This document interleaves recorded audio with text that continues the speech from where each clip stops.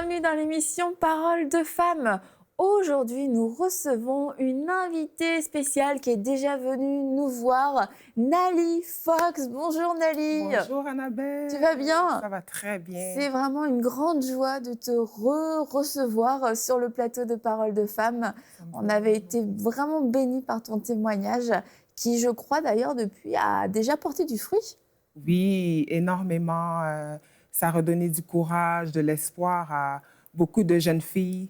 Beaucoup m'écrivent et vraiment, je glorifie Dieu de voir ce qu'il est en train de faire à partir de ce témoignage. Alors, en tout cas, c'est super. Et aujourd'hui, tu es venu nous voir parce que, comme depuis le début de la semaine, vous le savez, nous sommes en train de partir à la rencontre de femmes extraordinaires de la Bible. Et Nali, il y a une femme qui t'a marqué particulièrement. Mais avant de poursuivre, je voudrais juste vous dire, vous pouvez retrouver toute la série de Nali sur emcitv.com dans les émissions en replay de Paroles de femmes. Et Nali donne tout son témoignage en détail, comment Dieu l'a sauvée, comment Dieu l'a relevée, comment Dieu lui a donné une nouvelle vie et comment aussi aujourd'hui Dieu l'utilise. Et on est vraiment content parce que c'est une belle continuité. Tu nous as dit tout ton témoignage, comment tu es devenue danseuse dans les bars, comment Dieu t'a sauvée. Et aujourd'hui, tu vas plus nous dire comment justement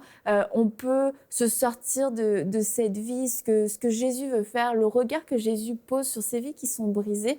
Et c'est pour ça qu'il y a une femme dans la Bible, toi, qui t'a beaucoup touchée, c'est la femme samaritaine. Oui. Et pourquoi cette femme t'a-t-elle autant touchée? Pour beaucoup de points, l'histoire de la femme samaritaine. Au fait, moi, lors de ma conversion, j'ai commencé à lire la Bible dans Jean. Et en lisant Jean 4, pardon, pas Jean 4, oui, c'est ça, Jean 4 au complet. En lisant Jean, arrivé à Jean 4, on tombe sur l'histoire de la femme samaritaine. Et je me suis retrouvée vraiment dans cette femme. Au fait, je me considère la femme samaritaine des temps modernes. Elle a de la classe, la samaritaine.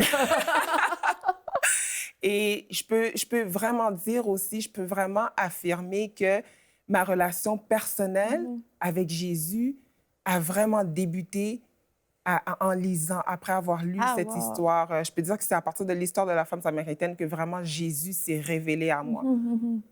On part de l'histoire d'une femme qui a une vie, un mauvais style de vie, une vie complètement brisée, rejetée de la société et qui finit par une foi conquérante, une vie transformée, restaurée, et tout ça après une seule rencontre, mais pas n'importe quelle rencontre.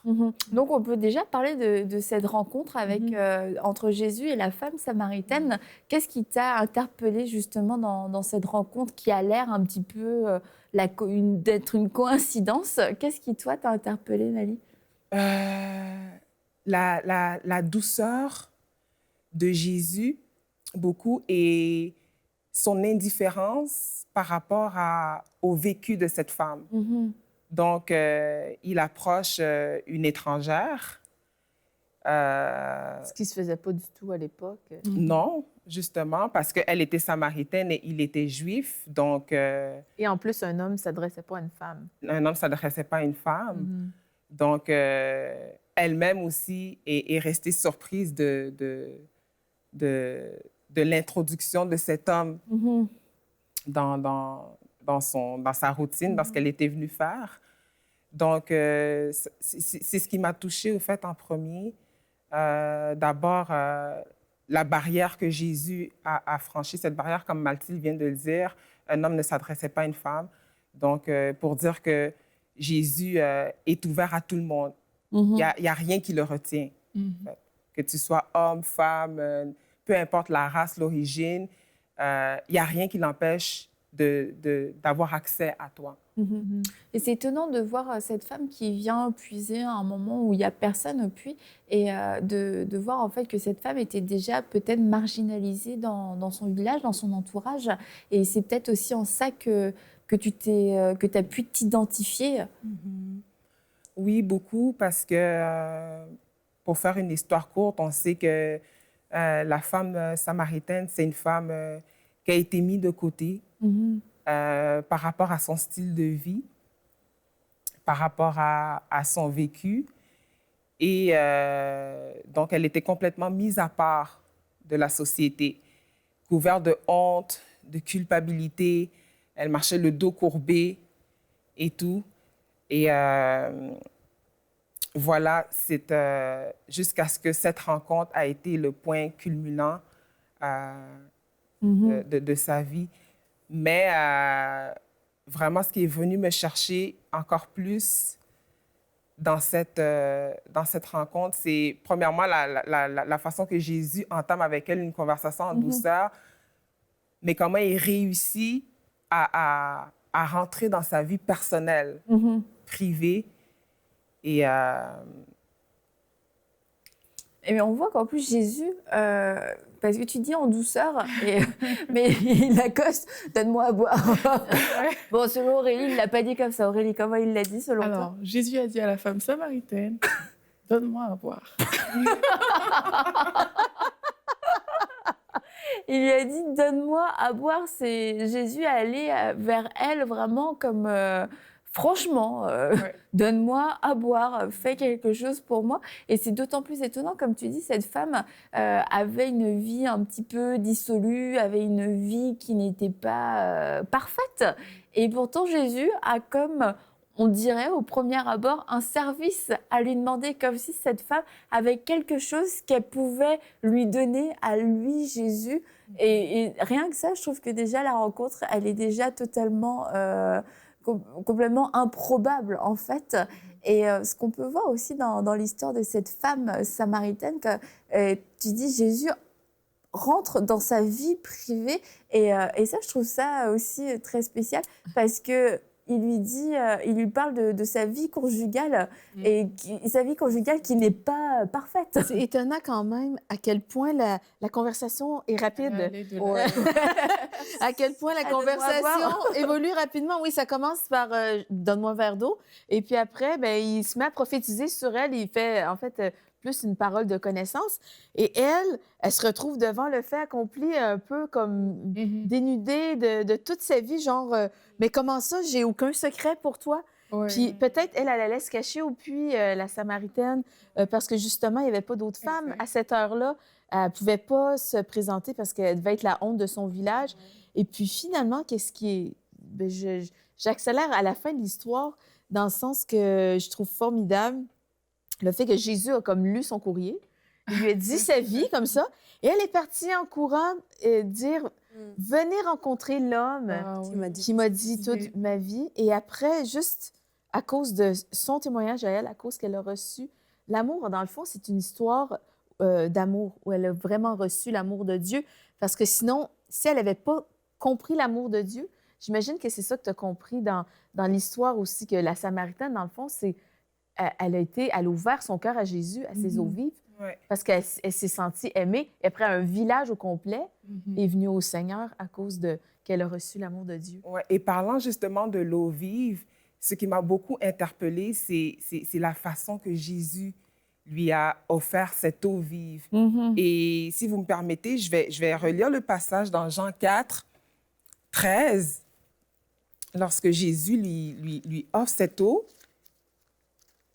Jean 4, 13. Donc, Jean 4, 13. Donc, Jésus lui dit, Jésus lui répondit, « Quiconque boit de cette eau aura de nouveau soif. Mais celui qui boira l'eau que je lui donnerai n'aura plus jamais soif. L'eau que je lui donnerai deviendra en lui une source d'où jaillira la vie éternelle. » Wow! Je trouve que la comparaison ici que Jésus fait avec l'eau du puits et l'eau vive est quand même assez frappante. Parce que l'eau du puits, il est carrément en train de dire à la femme samaritaine que l'eau que tu viens chercher ici péniblement, avec tant d'efforts, sur l'heure du midi, sous le soleil qui tape, ben, c'est une eau qu'elle va finir par s'épuiser. Elle ne t'amènera pas de satisfaction. Mais l'eau que moi, je t'offre, elle deviendra une source qui jaillira en toi. Wow! Mhm. Et toi, Amen. vas-y Aurélie. Non, c'est parce que vous allez trop vite. Explique-nous Parce pourquoi que- va trop vite. Moi, ce que j'aime vraiment dans cette histoire, c'est la progression. C'est la façon dont Jésus l'amène, en fait. Ouais. Et comme on a dit, il commence, donne-moi à boire. Et là, la femme, elle lui dit, ah, mais toi, t'es juif, moi, je suis samaritaine. Elle met comme une barrière. Et parfois, c'est ça qu'on rencontre dans la vie quand on est en face des gens. Et puis après, il va encore un peu plus loin. Il dit, ben, si tu savais celui qui te demande à boire et tout. Et là, en fait, il est en train d'amener cette femme-là progressivement. Là, il quitte de t'es juif. Elle commence à lui dire, est-ce que tu es plus grand que notre père Jacob? Elle a déjà passé un cap avec lui. Et après, encore plus loin, il y aura, je le suis, celui qui te parle, moi le Messie. Et là, dans cette histoire, et peut-être Nali va nous dire aussi, peut-être par rapport à elle, ce qui la touche dans l'histoire, c'est qu'on parlait de douceur et on parlait mais Jésus l'amène progressivement. Il n'est pas venu cracher tout sur son visage, mais il l'amène progressivement. Et dans cette marche avec lui, elle a pu voir, ah, mais t'es juif. Et puis après, est-ce que t'es plus grand que Jacob? Et puis après, je vois que t'es prophète. Et puis après, t'es le Christ. Et Jésus l'a fait vraiment crescendo. Et c'est comme ça que dans nos vies, Dieu intervient. Il ne vient pas nous brusquer. Il ne vient pas nous dire, nous jeter tout. Non, il va avec douceur, comme tu disais, Nali, avec vraiment step by step pour nous amener quelque part. Et peut-être toi, dans ton témoignage, je ne sais pas, peut-être que, parce que s'identifier à la femme samaritaine, moi, c'est vraiment ce que je vois, c'est que Jésus nous prend vraiment d'un point A et il nous amène progressivement vers quelque chose de merveilleux. Et on voit que, moi je trouve ça vraiment drôle, drôle si on peut dire ça, les répliques de la femme samaritaine, parce que tu vois une soif en elle quand même. Elle part, comme tu dis, du point zéro. Bon, bah, je suis samaritaine, t'es juif, et puis on y va tranquillement. Mais après, elle lui parle de la montagne où elle adore. Et c'est comme une conversation qu'on peut avoir aussi avec des incroyants, des gens à qui on parle du Seigneur. Ah non, mais toi, t'es chrétien, mais bon, moi, ça me concerne pas. Et là, tu leur parles de cette eau vive. Ah, mais je la veux, cette eau vive. Et ça. Là, d'un côté, il parle après de son et ses maris. Et puis là, elle commence à parler de montagne. Et là, c'est comme si quelqu'un commençait à nous parler d'étiquettes, de quel mouvement tu es, quelle religion, dans quelle église, dans quelle rue, etc. Et Jésus, à chaque fois, la ramène au message central qui est lui, je suis. C'est moi, c'est je suis. C'est pas la montagne, c'est pas les Juifs, les Samaritains, c'est pas le puits. C'est moi, Jésus, je suis le chemin, la vie et la vérité. Et je trouve que pour ça aussi, c'est un super bel exemple au niveau de la manière dont on peut aborder les gens au niveau de notre approche dans l'évangélisation, les tourner constamment vers Jésus et pas se laisser détourner par toutes les discussions pratiques. Voilà, discussions les sur des pratiques. Ouais, tout à fait. Oui. Tu voulais vas-y Dani. Non, mais c'est vraiment ça, comme tu as dit, comment Jésus a mis en lumière, il a pu mettre le point sur son besoin réel. Parce qu'en fait, le besoin réel de la femme samaritaine, c'était un vide intérieur. C'est ça. En fait, c'était ça, c'était un vide intérieur qu'elle a eu. Donc, je ne suis pas sûre qu'elle s'en rendait compte parce qu'elle était à la recherche. On voit que cette femme était à la recherche du bonheur. Parce que le Seigneur lui a dit, va chercher ton mari. Et elle lui a dit, non, je n'ai pas de mari. Il a dit, tu fais bien de dire que tu n'as pas de mari, tu en as eu 5. Donc, on voit que cette femme est à la recherche du bonheur. Donc, 5 maris qui ont donné le résultat de 5 échecs. Donc, finalement, ça a été un vide qu'aucun homme n'a pu combler. Et est-ce que toi, justement, suite à ton histoire, à ton témoignage, quand tu as lu ce passage-là, cette histoire-là, et le fait que tu te sois reconnue, c'est parce que tu as trouvé du réconfort auprès de Dieu et non pas de la condamnation, même si tu avais un passé quand même tumultueux dont tu pouvais avoir honte aux yeux des hommes, mais aux yeux de Dieu, tu n'as pas senti que Dieu te jugeait ou te condamnait à cause de ce que tu avais fait? Non, pas du tout. Tu t'es sentie accueillie comme Jésus a accueilli la femme samaritaine. Oui, il a vraiment porté à l'essentiel, hein, comme tu disais, C'est ça. C'est... Il a vraiment ramené au problème principal qu'elle avait. Il a vraiment détourné son regard vers le problème principal qu'elle avait, dont un vide, un problème affectif. Mais comment pour toi ça a basculé en fait à ce moment-là? Parce que tu dis que lorsque tu as lu ce passage en Jean 4, tu as commencé à avoir une relation avec Dieu. Mais comment ça a basculé concrètement? Qu'est-ce qui s'est passé? Je peux faire le lien, au fait, moi, avec... Attention à ton micro, si on veut continuer de t'entendre. Je peux faire le lien, moi, avec la retraite pour femmes que j'ai eue à mon église pas longtemps après ma conversion. Quelques semaines plus tard, il y a eu la retraite à l'église, une retraite de 3 jours pour femmes. Et c'est vraiment en ces 3 jours vraiment puissants que Jésus est venu se révéler à moi de la même façon qu'il l'a fait avec la femme samaritaine. Je me souviens que durant cette retraite, le Seigneur a commencé à mettre aussi en lumière dans ma vie tous les bobos que j'avais, tous les petits, les blessures et tout ça. Et ça faisait mal, c'était pas une sensation vraiment agréable. Mais face à ça, face à cette situation, je me suis retrouvée entre 2 choix. J'avais le choix de la repentance ou j'avais le choix de faire de l'aveuglement volontaire, de complètement ignorer ce sujet et de refouler en moi toute cette honte, toute cette culpabilité et d'en finir là. Et j'ai choisi la repentance. Et c'est ça qui m'a vraiment transformée. Au fait, l'eau vive que Jésus donne, l'eau vive que Jésus offre, ne peut pas être... on ne peut pas recevoir cette eau vive sans la repentance. Il faut la repentance. Il faut se détourner. Et c'est vrai que tu dis, tu as eu ce choix à faire. Est-ce que je choisis d'être guérie ou alors est-ce que je choisis l'aveuglement après tout, parce que c'est un petit peu quand même douloureux. Et cette femme-là aussi a fait face à ce choix. Quand Jésus lui a dit, bah oui, t'as 5 maris, elle aurait pu dire, oui, bon, c'est bon, la conversation est finie. Ça devient un petit peu embarrassant, mais on voit Elle change de sujet. C'est ça, elle change de sujet, mais elle part pas et elle essaye pas non plus de se défendre, Non. de raconter n'importe quoi. Mais oui, elle change de sujet. Elle change de sujet parce qu'en fait, elle veut entrer dans des genres de débats de clochers. Ouais. Vous dites qu'il faut prier à tel endroit et bon, bref.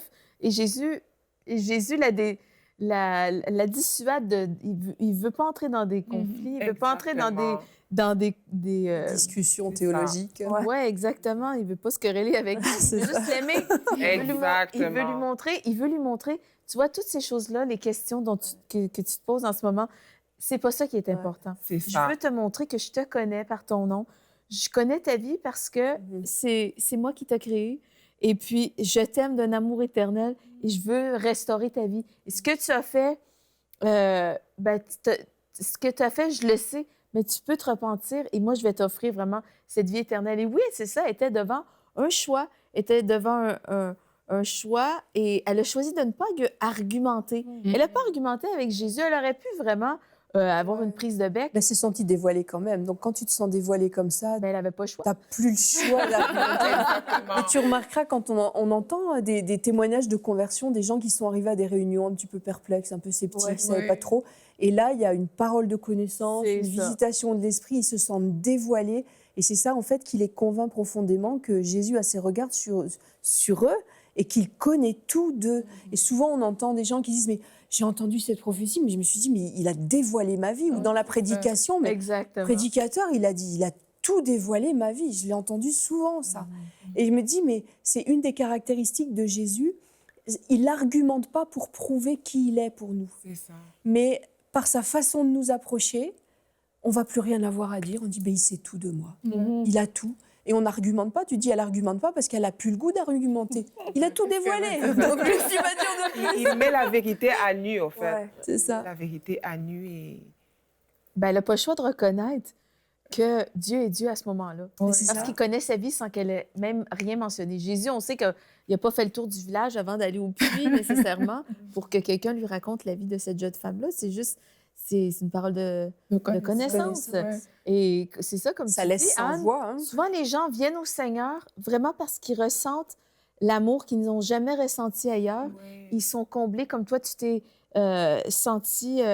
tu te sentais vide et là, tu savais que cette eau vive-là était la seule chose qui pouvait te remplir. La Samaritaine, elle cherchait l'amour dans les hommes. Mhm. Et quand tu reçois, quand tu es assise là à l'église, tu arrives là, tu es sceptique, tu dis, ouais, Seigneur, je vais te mettre au défi aujourd'hui, on va voir si c'est vrai. Et là, bam, la prédication, c'est exactement ta vie. C'est ça. Ou il y a quelqu'un qui te Prophétie. donne une prophétie qui est exactement ta vie.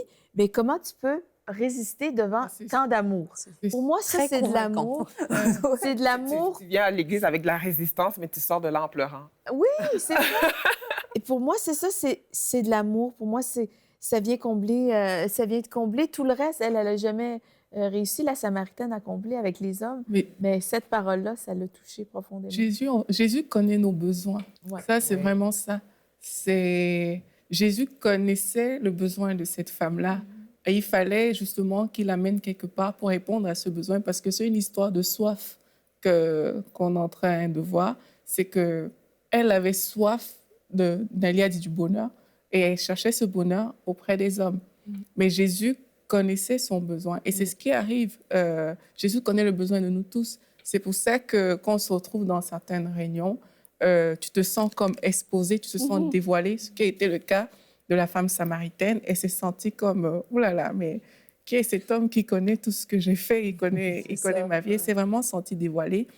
Et c'est moi, derrière l'histoire de la femme samaritaine, je vois vraiment ça. Jésus est venu combler ce besoin-là. On parle à boire, donne-moi à boire, mais elle avait soif. Elle avait soif de bien plus que l'eau de ce puits. C'est pour ça que Jésus lui propose des fleuves d'eau vive qui vont jaillir. Elle avait soif bien plus que de cette eau-là. Et sa consolation n'aurait pas pu se trouver dans un homme. C'est pour ça que quand les hommes nous jugent, quand les hommes regardent à nos fautes, ils regardent à comment on a agi, c'est pas ça qui est le plus important, parce que Dieu, il ne regarde pas de la même manière. Dieu, quand lui il vient avec un baume de guérison. Il connaît le besoin que tu as. Il ne vient pas te disqualifier. Il ne vient pas pour t'embarrasser. Mais il vient vraiment parce qu'il connaît ton besoin. Et c'est le besoin de cette femme-là qu'il a rencontrée. Et c'est le besoin que beaucoup de personnes expérimentent, en fait. Quand on va dans des réunions et que, voilà, on ressent comme, voilà, c'est le jour de ta repentance, c'est le jour où tu as donné ta vie au Seigneur. C'est parce que Dieu connaît nos besoins qu'il agit comme ça. Et il a fait ça dans nos vies à toutes. Il a fait ça dans la vie de Nelly aussi. Et c'est ça qui fait la différence, vraiment, dans une vie. En plus, on voit que la femme a laissé sa cruche. Elle est Finalement. partie, le passage nous dit, quand les disciples sont revenus, elle a laissé sa cruche et elle est repartie dans son village dire « Ah, waouh, j'ai rencontré quelqu'un qui m'a raconté toute ma vie ». Et tout ça pour dire qu'en effet, Dieu connaît nos besoins et on vient dans une certaine situation, elle venait pour puiser de l'eau, apparemment c'était son besoin puisqu'elle venait avec une cruche pour prendre de l'eau, elle est repartie sans sa cruche parce qu'elle est repartie avec l'eau vive, vivante en elle et elle n'avait plus besoin d'une cruche pour contenir cette eau du puits. Et je trouve ça juste merveilleux, c'est vraiment aussi le signe de la repentance. On arrive avec un tas de choses, on arrive avec notre vie passée, on arrive avec nos cruches pleines d'un tas de choses. Et puis, on laisse nos cruches aux pieds de Jésus parce que c'est lui qui nous lave de tous nos péchés. C'est lui qui nous donne une nouvelle vie et c'est lui qui nous donne, c'est ça qui nous lave de tous nos péchés. Du coup, on repart à vide, mais avec une bonne nouvelle. Et parlant justement de la cruche, moi, j'ai fait le lien avec notre matériel. Oui. Elle a laissé, ce qu'elle a reçu était tellement grand que finalement, elle est partie en laissant sa cruche pour dire que le matériel n'avait même plus d'importance. Ce qu'elle avait reçu était plus grand que son matériel. Oui, ça avait plus de valeur. Ça avait oui. beaucoup plus de valeur. Vu qu'elle était venue à une heure où elle était censée être seule, au puits, où il n'y avait pas beaucoup de monde, et là, elle repart dans tout un village en courant. Donc, la femme qui était venue pour se cacher, mais là, elle va s'exposer aux yeux du monde. Ah ouais. Vous voyez, c'est comme, enfin, quand tu rencontres Jésus, bah, ta vie n'a pas d'autre choix. Je pense aussi les gens ont dû voir la transformation juste dans cet instant-là. Peut-être qu'ils l'ont vu le matin au village, et puis après, elle repart, puis elle a le visage tout rayonnant. Ils se disent, ben cette femme-là qui avait une étiquette, cette femme-là qui avait la réputation d'une mauvaise vie, eh bien, ils la voient, puis ils se disent, mais c'est pas la même femme. Donc, peut-être, c'est ça, peut-être ça vaut la peine d'investiguer qu'est-ce qui s'est passé, et peut-être que qu'est-ce qu'elle dit, c'est vrai. Et ça dit aussi que suite à son témoignage, ils ont cru à cause que Jésus avait changé leur propre vie à eux aussi. Ils ont expérimenté leur propre témoignage. D'ailleurs, demain, Nelly, tu pourras nous raconter justement comment toi aussi tu as fait ce retour dans le village comme cette femme pour pouvoir dire ce que Jésus a fait pour toi après avoir laissé tes cruches aussi au pied de Jésus. Et donc, parce que demain, tu vas être avec nous, n'est-ce pas? Et j'aimerais juste dire pour celles qui nous suivent, peut-être que vous êtes comme cette femme samaritaine, que votre vie aujourd'hui est une vie qui vous fait honte, une vie qui vous a isolé, une vie qui vous fait souffrir, une vie qui vous a marginalisé. Et j'aimerais vous dire que l'appel que Jésus a fait à cette femme, il est aussi pour vous. Il vous dit, viens à moi, toi qui as soif, viens déposer à mes pieds tous tes fardeaux, viens parce que je suis le seul qui vais pouvoir te nourrir, je suis le seul qui vais pouvoir remplir ce vide. Jésus-Christ est mort à la croix pour toi, pour tes péchés. Il est le seul qui a la possibilité, la capacité de pouvoir te laver de tous tes péchés, de te donner la vie éternelle. Alors si aujourd'hui tu es comme cette femme samaritaine, que tu veux faire cette rencontre avec Jésus-Christ, dis-lui, Jésus-Christ, je crois que tu es mon sauveur, je crois que tu es mort pour moi, je crois que tu es mort pour mes péchés et que tu es celui à qui je veux donner toute ma vie. Je crois que c'est en toi que j'ai la vie éternelle. Je décide de te croire et je décide de te suivre comme cette femme samaritaine t'a suivi et je viens à toi parce que je sais que tu as donné ta vie pour moi et que tu m'aimes. Et Jésus-Christ vous aime, Jésus-Christ veut vous sauver et veut sauver un nombre de gens, une multitude de gens aussi à travers vous. Allez dans vos villages, allez là où vous étiez, dans vos anciens entourages pour leur dire « J'ai rencontré quelqu'un qui a changé ma vie, c'est Jésus-Christ ». Et on se dit à demain pour une prochaine émission de Paroles de Femmes et nous serons toujours avec Nali.